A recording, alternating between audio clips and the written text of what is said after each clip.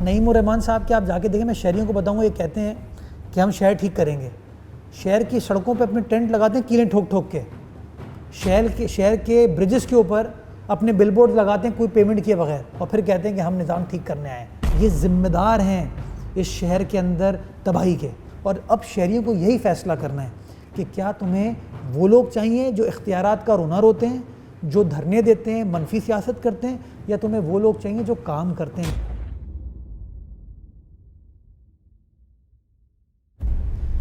میں سمجھتا ہوں کچھ لوگوں کی سیاست الزامات پر اور دھرنوں پر مبنی ہے، اور وہ ہمیشہ ان کی ترجیحات یہ ہوتی ہیں کہ قوم کو دھرنوں کی طرف لے جائیں، احتجاج کی طرف لے جائیں، الزامات کی طرف لے جائیں، حقائق پر مبنی کبھی بات نہ کی جائے.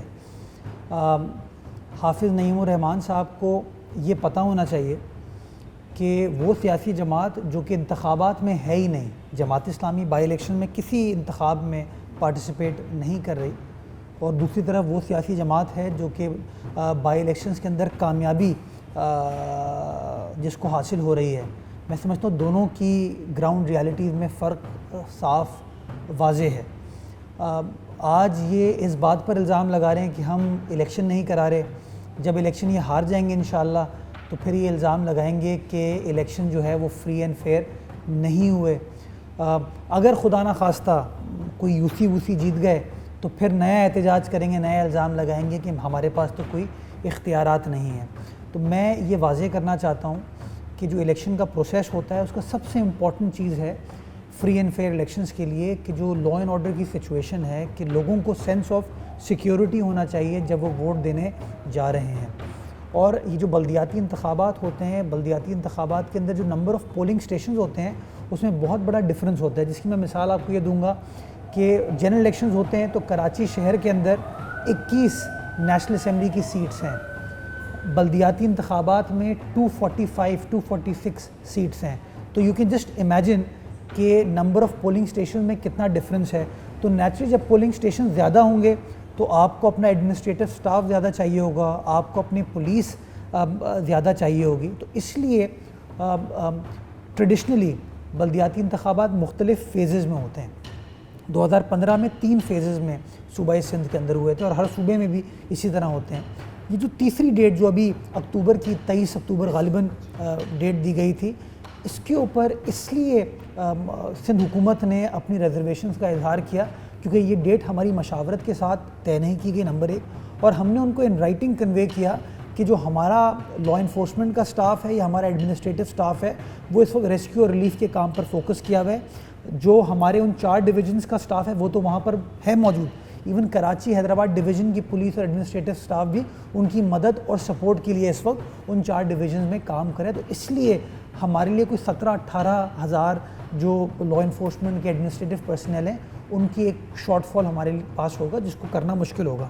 اور اس کے بعد ہم نے ان کو یہ بھی کہا کہ جی چلیں اگر آپ وزد ہیں الیکشن کرانے میں تو آپ اس کو فردر فیز وائز کر دیں تاکہ یہ کر لیں کہ کراچی حیدرآباد ڈویژن کے کچھ ایریاز میں ہو جائے، کچھ میں بعد ہو جائے، تاکہ آپ خوش اسلوبی کے ساتھ افہام و تفہیم کے ساتھ اس معاملے کو کمپلیٹ کر سکیں. نیت ہماری یہ تھی کہ ایک اچھے اسموتھ طریقے سے الیکشن کا پروسیس ہو تاکہ کوئی سیاسی جماعت کل کو یہ الزام نہ لگائے کہ اس کے اندر یہ خرابی ہوئے وہ خرابی ہوئے. اس نیت کے ساتھ یہ چیز کی گئی اور فیصلہ الیکشن کمیشن آف پاکستان نے کیا ہے.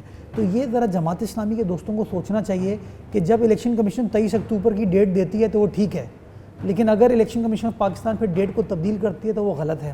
ایسے خدارہ آئینی اداروں کے اوپر اگر آپ الزامات لگائیں گے تو پھر سچویشن جو ہے it does not give a pleasant feeling. قانون اس بات کی اجازت دیتا ہے کہ MC کو کہ وہ میونسپل ٹیکس لگائے. وہ میونسپل ٹیکس عرصہ دراز سے لگا آ رہا ہے، نعمت اللہ صاحب کے زمانے میں بھی تھا. یہ 3 بنیادی ٹیکس ہیں، فائر، کنزرونسی اور ڈرینیج.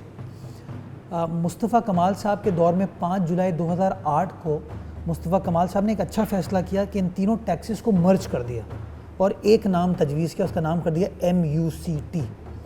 اور انہوں نے جو قرارداد منظور کی اس کے تحت کم از کم 200 روپے اور زیادہ سے زیادہ 5000 روپے وہ فی کس ایک گھر سے اکٹھا کرنا تھا. اور पर्पज़ इस टैक्स का ये था कि जो पैसा आप इकट्ठा करेंगे उससे आप शहर के इंफ्रास्ट्रक्चर की बेहतरी में अपने अखराजात मीट कर सकते हैं। अगर आपको सड़क बनानी है आप वो पैसे यूज़ करेंगे, आपको अपने नाले ठीक करने हैं पैसे यूज़ करेंगे, fly over, underpass, pedestrian bridge बनाना है, पार्क्स को ठीक करना है, आप उस पैसे को इस्तेमाल करेंगे।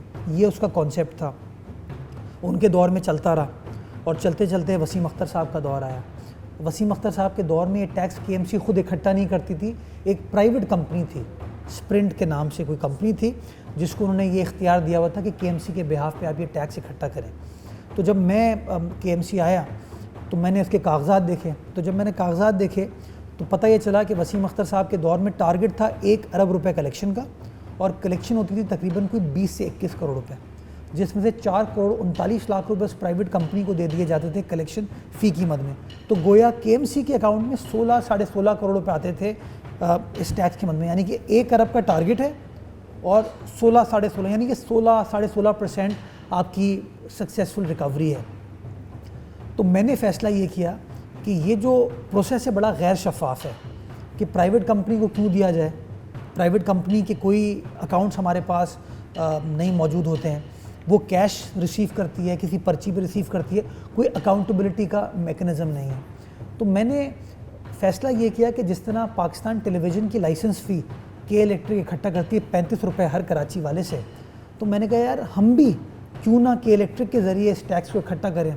फ़ायदा क्या होगा, के इलेक्ट्रिक का बिल हर किसी के घर में पहुंचता है, जो पेमेंट होती है वो एक्चुअली अकाउंट में ट्रांसफ़र होती है, तो हर चीज़ डॉक्यूमेंटेड रहेगी, कोई चीज़ मुबहिम नहीं रहेगी, कोई चीज़ छुपा नहीं पाएगा कि कितना टैक्स आया कितना टैक्स नहीं आया।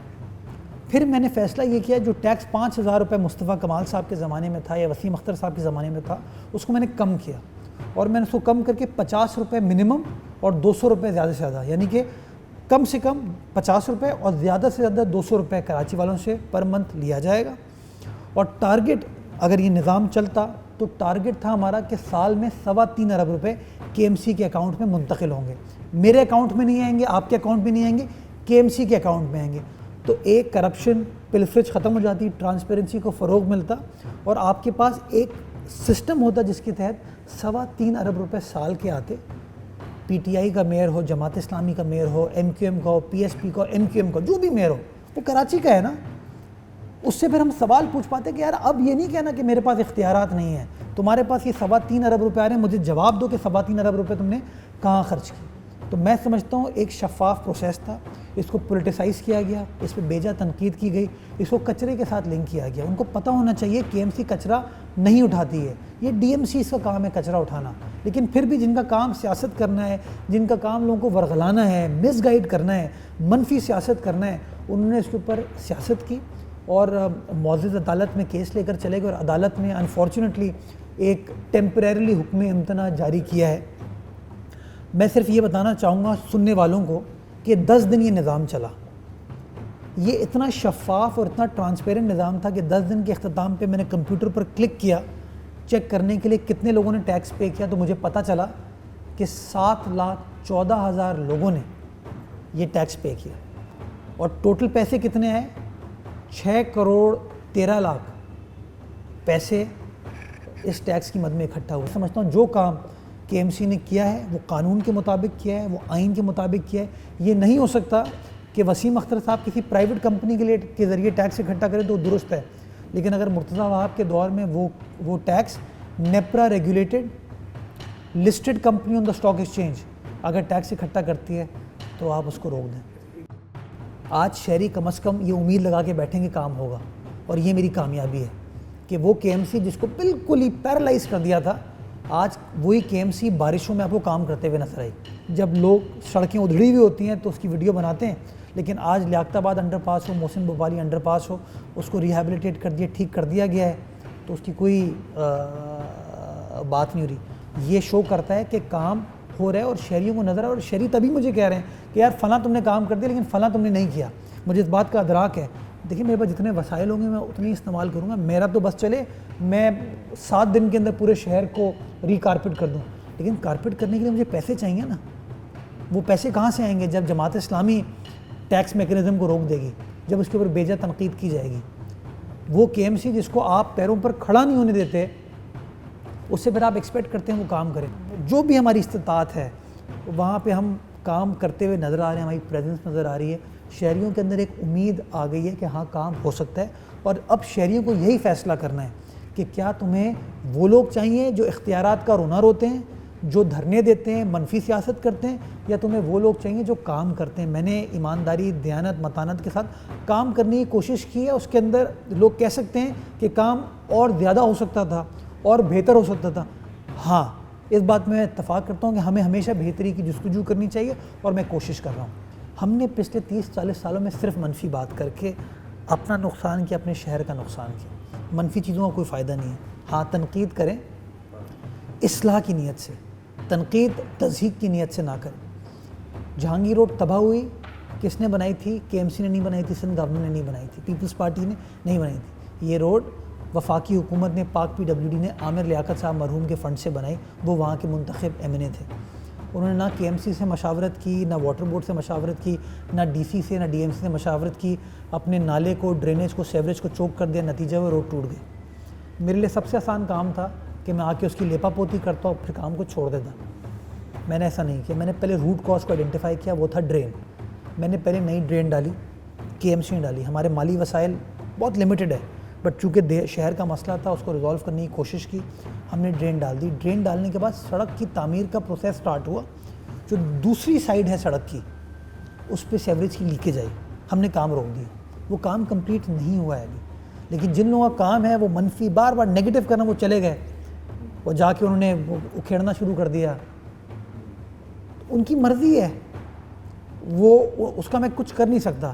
لیکن کام کمپلیٹ ہو جائے, جب کمپلیٹ ہو جائے اس کے بعد بالکل سوال پوچھنا. لیکن کام میرے بھائی تبھی کمپلیٹ ہوگا جب روٹ کاز جو ہے, جو کہ پانی سیوریج کی لیکیج ہے. آج بھی وہ جو وہاں پہ کوارٹرز ہے نا, اس کو کوئی صوبائی محکمہ یا KMC DMC کنٹرول نہیں کرتی. آج بھی وہ فیڈرل گورنمنٹ کی لیز پہ فیڈرل گورنمنٹ چلا رہی ہے اس کو. لیکن میرے پاس کوئی الادین کا چراغ تو نہیں ہے کہ جس طرح یہ کچھ صحافی بھائی ہمارے جاتے ہیں, یا نعیم الرحمان صاحب جاتے ہیں اور اوپر سے یوں دیکھتے ہیں اور کہتے ہیں یہ سڑک خراب بنی ہے. نعیم الرحمان صاحب کے آپ جا کے دیکھیں, میں شہریوں کو بتاؤں گا, یہ کہتے ہیں کہ ہم شہر ٹھیک کریں گے. شہر کی سڑکوں پہ اپنے ٹینٹ لگاتے ہیں کیلیں ٹھوک ٹھوک کے.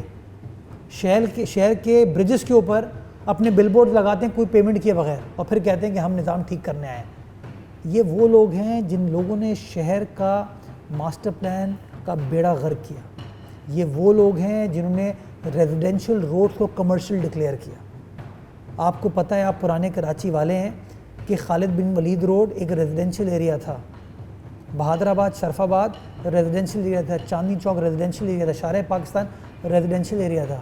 اس سے میری مراد یہ ہے کہ اس کا جو انفراسٹرکچر تھا, پانی کی لائن, سیوریج کی لائن, پارکنگ سپیس, سڑکوں کی گنجائش, یہ سوچ کے بنائی گئی تھی کہ یہاں پر ایک خاندان بسے گا یا 2 خاندان اس گھر میں بسیں گے.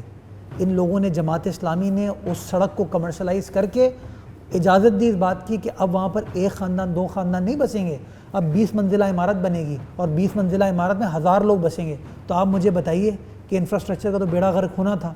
یہ ذمہ دار ہیں اس شہر کے اندر تباہی کے. لیکن بدقسمتی کے ساتھ بس جو لوگ باتیں کرتے ہیں وہ باتیں کرتے رہیں گے.